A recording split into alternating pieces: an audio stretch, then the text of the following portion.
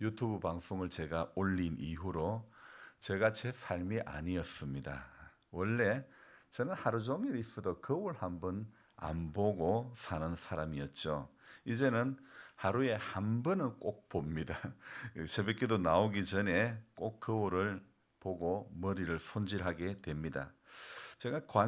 제게 제일 관심사 밖의 일이 거울 보는 것하고 화장품 바르는 것이 제 인생의 제일 관심사 밖의 일이었는데, 얼마 전에 피부가 많이 상했다는 이발사의 말씀을 듣고는 한 며칠 바르고 했는데, 이게 이제 억지로 바르고 싶어도 화장품이 없어서 못 바릅니다. 이차저차 안 그래도 잘 안 바르는 사람인데 잘 되었다 싶습니다. 화장품 안 발라도 거울 보고 머리 손질은 꼭 할 수밖에 없는데, 새벽마다 이게 시간이 많이 걸리는 거예요. 워낙 머리카락이 말총머리래 가지고 항상 뻣뻣하게 습니다. 그래서 아주 가끔씩은 이 머리 손질하는 데 시간이 많이 걸려서 '야, 이 파마를 해야 되겠다.' 그런 생각을 하게 됩니다. 그래서 몇 년에 한 번 꼴은 펌을 하게 되고, 그리고 저는 독한 펌의약 때문에 뭐 한 2-3주 고생을 또 하게 되죠. 두피가 저는 상당히 약한 편입니다. 참 가지가지 다 하는 일인이죠. 펌을 해야겠다는 마음이 들어 어제 새벽에 새벽기도를 마치고 오전에 예약이 되나요? 미용실에 여쭤보니 10시 타임이 된다고 이야기합니다. 그래서 영주에 우리 아내 김전도사랑 같이 한 미용실에 갔습니다. 우리 같은 노회의 목사님의 사모님께서 원장으로 있는 미용실. 사모님은 아주 화끈하고 털털한 성격의 대한민국 아주머니셨습니다. 물론 겉으로 보이는 털털함 이면에는 속으로 또 다른 아픔의 주인공일 수도 있겠지요. 교인들이나 마을 분들의 펌을 다 해주시는 겁니다. 피곤해서 죽을 것 같아도 허허허 하면서 내가 제일 잘하는 게 이거라고, 제일 재밌다고 그러면서 머리 펌을 하고 손질을 해주신다는 겁니다. 바로 그런 것이 사모의 또 다른 애안이 아닐까, 이런 생각을 해봅니다. 당신 몸은 피곤해도 남편 목사님의 목회 사역에 조금이라도 도움이 되고자 또 복음 전도의 일환으로서 사람들의 머리를 만져주는 거죠. 사모로서, 또 어머니로서, 미용실 원장으로서 1인 다역이죠. 예전에는요, 한우물 파는 게 맞다, 이런 이 말이 있죠. 한우물 파야 된다, 이런 말이 맞는 말이었는데, 요즘은 이렇게 정의를 내려야 하는 것이 저는 맞을 것 같습니다. 직업으로는 한우물을 팔 수도 있지만은 사명의 길을 가려면 한우물만 파서는 안 되겠다는 생각이 저 안에 드는 거예요. 주변의 사람들은 자꾸 줄어들지요. 도움의 손길을 요구하는 분들은 많지 하여서 목회자도 필요하지만은 요즘 목회 현장에는 목사보다는 어쩌면 잡부가 더 필요하다는 생각을 또 해봅니다. 여기에서 잡부란 말은 좀 상스러운 말로 들릴 수도 있는데, 사전적인 의미는 여러 가지 자질구레한 일에 종사하는 남자, 광산에서 광부 외의 인부, 칠통꾼이라든지 파석꾼 따위가 있다, 이렇게 사전에 나옵니다. 하지만 제가 말하는 잡부라는 말의 의미는 이 영어로 멀티라는 말이 됩니다. 다재다능해야 될 것 같은 그런 생각을 해봅니다. 복음 전하는 사도의 길을 걸어가던 바울, 사실 그가 사울이었을 당시 그는 잘 나가는 검사의 역할을 했던 사람이었죠. 가말리엘 문화생으로서 공부를 아주 수련을 많이 했던 학자의 역할을 할 수도 있었던 사람이었죠. 그러나 학자의 길을 걸어갈 수 있었던 그 사람이 사도로서 살아갈 때 복음을 전하는 메신저로서의 삶뿐만 아니라 장막을 만드는 노가다 하는 삶도 동시에 살게 됩니다. 언제 장막 텐트를 만들고, 언제 1차, 2차, 3차 전도 여행을 다니고, 언제 바울 서신을 다 기록하고, 언제 감옥까지 들어가 가지고 옥중 서신을 다 기록하고, 복음 전도 멀티의 원조라고 말할 수 있는 사람이 바로 바울이라고 생각되어집니다. 저를 보고 사람들이 농사짓고 다 키우고 집수리하고 언제 다 하냐고 그럽니다. 저는 이렇게 말하고 싶습니다. 목사는 그런 거 다 못해도 잡부는 다 할 수 있습니다. 그렇게 말씀드리고 싶습니다. 그래서 저의 유튜브 방송 설명란에는 이렇게 적어 놓았습니다. 봉화에서 농사지으며 집수리해주며 유정란을 생산하며 목사이기보다는 농부와 잡부로 섬기고 싶은 자충우돌하는 열정면의 일상의 이야기 이렇게 적어놨는데요.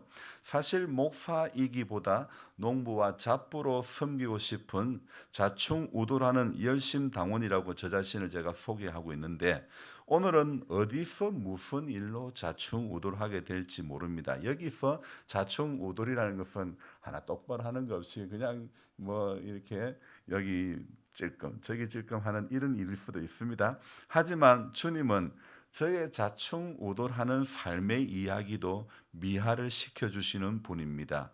이 시대의 참 목독이라고 제가 저를 잘 아는데 말도 안 되는 말씀을 포항중앙교회 사역을 하셨던 서임중 목사님께서 이리 말씀을 해주십니다. 파주에서 해남까지 몇 바퀴를 돌면서 주님의 종들 봅니다. 목사님은 이 시대의 참 목동입니다. 이렇게 카톡을 보내주십니다. 좀 많이 아닌 것 같습니다. 목사님은 참 잡부입니다. 이래 저게 카톡을 보내줬더라면 제가 참 아멘하고 할렐루야 그랬을 것 같은데 얼마나 그러면 제가 영광스러울 것 같은데 영광받는 직분, 영광받는 직함이 아니라 자기가 해야 할 일을 묵묵히 감당하는 한 사람이 우리 주님 나라에는 귀한 줄로 믿습니다.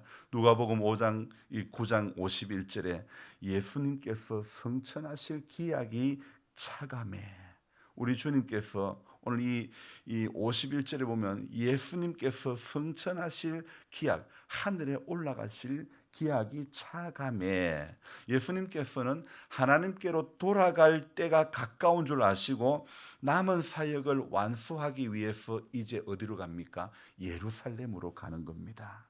자, 주님의 이 발걸음은 하나님의 구속 사역의 일정에 순종하는 길이고 또 구속 사역을 완성시키는 길이 되는 것입니다. 바로 죽음과 고난, 22절에 나오고 44절에 나오는 22절의 1차 순환에 대한 이야기와 44절에는 2차 순환에 대한 이야기가 기록이 되어 있죠. 자, 힘든 일이지만은 우리 주님은 굳게 결심하시고 죽음의 언덕을 향해 발걸음을 내디뎌 가십니다. 왜 그랬을까요? 주님이 왜 그 언덕을 그 길을 왜 가셨을까요? 당신이 죽어야 인류를 살릴 수 있기 때문임을 주님은 아셨기 때문이죠.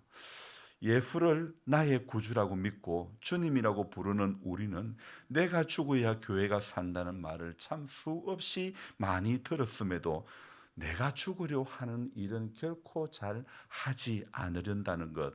그런 사람 중에 하나인 저가 오늘도 목사로 보장된 채 살고 있다는 겁니다. 부끄럽게 참 목동이라고 과대한 포장을 한 선배 목사님으로부터 그런 말을 받고 보니 더 때묻은 작업복으로 더 바닥을 기어야 하는 것밖에 없다는 생각을 해봅니다. 진짜 목동은 여러분 외로운 사람입니다. 자기 양의 음성을 듣기 위해 온 신경을 거기에 집중해서 상위 포식자의 공격으로부터 방어하기 위해 노력하는 사람이 참 목동인데 저는 제게는 그러함이 없습니다. 저 때문에 교인이 상처를 받아도 저는 그냥 마냥 기다리고 있을 뿐입니다. 내가 죄인이라 내가 세리의 고백이 그 세리의 고백이 저 안에는 없습니다. 그러면서 저 세리와 같지 않다는 바리새인의 기질은 저 안에 얼마나 충만한지 모릅니다. 오늘도 예수 따라가는 사람이 아니라 예수 죽이려고 앞장서는 사람은 아닌지 겉으로 보여지는 것은 목회를 한단 말하지만 예수를 따른다고 말하지만 사실은 예수를 죽이기로 혈안이 된 바리새인과 그들의 서기관으로서의 삶을 지금 제가 살고 있는 것은 아닌가 이런 생각을 해봅니다. 이 52절 말씀을 보면 예수님은 제자 몇 명을 사마리아인의 한 마을로 보내게 되죠. 사실 유대인과 사마리아 사람들은 서로 막이 상극입니다.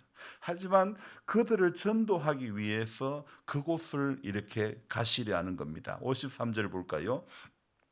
사마리아 사람들은 자기 마을을 지나 예루살렘으로 가는 유대인에게 이거 허락하지 않습니다. 숙소를 제공하지 않습니다. 예수님의 일행은 거부를 당하고 말죠.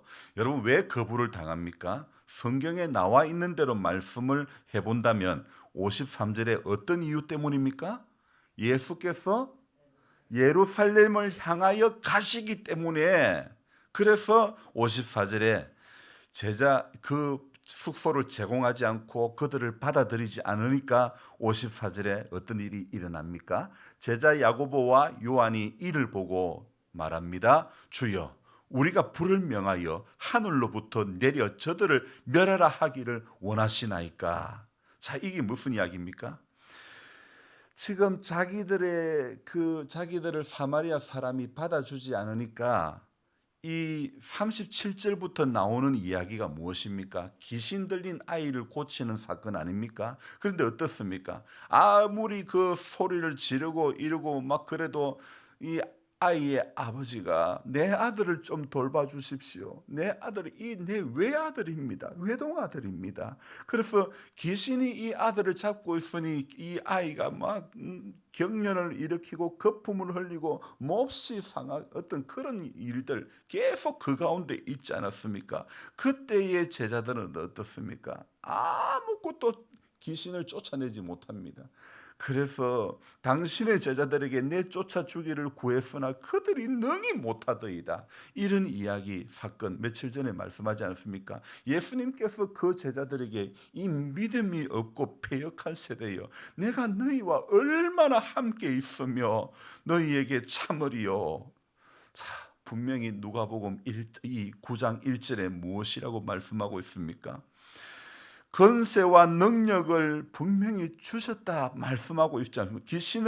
귀신을 쫓아낼 귀신을 제어하며 병을 고치는 능력과 권위를 주셨음에도 불구하고 찍소리 한 번도 못하고 37절부터 귀신 들린 아이를 고치는 이 일에는 찍소리 한 번 못했던 사람들이 지네들을 받아들이지 않는다는 이유로, 숙소를 제공하지 않는다는 이유로 불을 내려 심판하면 어떨까요? 이런 제안을 하고 있습니다. 여러분, 예수님께서 권세를 주신 것은 그런 데 사용하라고 주신 게 아니지 않습니까? 권세와 능력을 그런 곳에 사용하라고 준 것이 아닌데 지금 주님은 원수까지라도 살리기 위해서 죽으러 가시는 길인데 이 제자들은 주님의 마인드하고는 전혀 반대의 성향입니다. 여러분, 이게 누굽니까? 바로 나 자신 아닙니까? 사마리아인들도 주님에게는 분명히 전도의 대상임에 틀림이 없습니다. 그래서 사도행전 1장 8절에 이런 말씀이 있지 않습니까? 오직 성령이 너희에게 임하시면 너희가 권능을 받고 사마리아와 온 유대와 예루살렘과 땅끝까지 이르러 내 증인이 되리라. 거기에 사마리아가 나오지 않습니까? 주님께서는요, 사마리아인들도 전도의 대상이 틀림이 없지 않습니까? 그런데 어떻습니까? 자, 그래서 사마리아 골로 들어가는데 자기들 영접하지 않는다고 주님을 따른다고 하는 제자들이 이 불을 명하여 하늘로부터 저들을 멸해버릴까요? 이런 이야기나 하고 있습니다. 그러나 주님은 55절에 예수께서 돌아보시며 꾸짖으시고 56절에 함께 다른 마을로 가시니라. 다른 길로 돌아가십니다. 우리는 알아야 됩니다. 내가 예수님 편에 섰다는 이유로 반대자들을 죽이려고 한다면 그 순간 나도 예수님 반대편에 서 있는 한 인생이 될 수 있다는 것을 꼭 알아야 됩니다. 예수님을 따라가는 것이 여러분 쉬운 것 같으면서도 어려운 것이 바로 이런 일이죠. 이런 것이죠. 58절에 뭐라고 이야기합니까? 예수님께서 어떤 말씀을 하고 있습니까? 여우도 굴이 있고 공중에 새도 집이 있으되 인자는 머리 둘 곳이 없다. 자, 우리 예수님은 하나님의 뜻을 이루기 위해서 평생 가난한 자들의 친구가 되셨고, 우리 예수님은 아파트 한 채 없이 사셨죠. 주님은 안락한 집 한 채의 삶을 추구하기보다는 우리 주님께서는 생명 살리는 길을 선택하셨죠. 우리 역시 세상의 안락을 포기하고 참 목동, 참 제자의 길을 선택하고 가야 하는 것이 맞는 것이죠. 바로 여러분, 그것이 예수를 따르는 제자의 삶인 줄로 믿습니다. 비록 아직은 자충우돌하고 목회한다고 하면서 수박이나 고추나 고구마만 그런 것만 거창하게 심어놓고 있지만, 때가 되면 이 작물도 거둘 때가 있듯이 주님의 때가 되면 추수할 그날이 분명히 오게 될 줄로 믿습니다. 이건 곡식 거둘 자가 없는 이때에 누가 가서 거둘까? 지금 당장 눈앞에 일만 바라보고 가는 것이 아니라 믿음으로 제자의 길, 거룩한 손해를 볼 줄 아는 그 길을 걸어가는 한 사람이 되어져야 될 줄로 믿습니다. 유튜브 방송을 올린 이후에 정말 제가 제 삶이 아니었다고 말씀드렸죠. 하루 종일 거울 안 보던 사람이 거울을 보게 됐던 것처럼, 여러분 예수를 믿고 나면, 예수를 믿기 이전에는 그러했다 어떠했다 할지라도 믿고 난 이후에는 다른 길을 걸어가야 되는 것입니다. 다른 생각을 가지고, 다른 사고를 가지고, 다른 삶을 살아가야 되는 것이 예수를 진정 따라가는 제자의 길인 줄로 믿습니다. 그래서 오늘도 눈에 보이는 쉬운 길을 선택하지 말고 하기 좋은 편안한 길을 선택하기보다는 우리 주님께서 어떤 마음을 주실까? 주님은 오늘도 어디에서 우리가 하는 것이 아무리 해봐들, 부모가 볼 때, 할아버지가 볼 때 손자가 뭘 한다고 하지만 깔짝깔짝거리지만, 야야 그러면 안 된다 이래 보이듯이, 우리가 아무리 일을 한들 얼마나 하겠습니까? 주님 앞에 오늘도 어쩌면 우리는 약간 깔짝거리는 것밖에 안 될 수 있습니다. 그러나 우리의 그 작은 몸짓을 주님은 오늘도 기대하고 계시는 줄로 믿습니다. 그래서 오늘도 제자의 삶을, 우리 주님께서 여우도 굴이 있고 공중에 새도 집이 있으되 인자는 머리 둘 곳이 없다.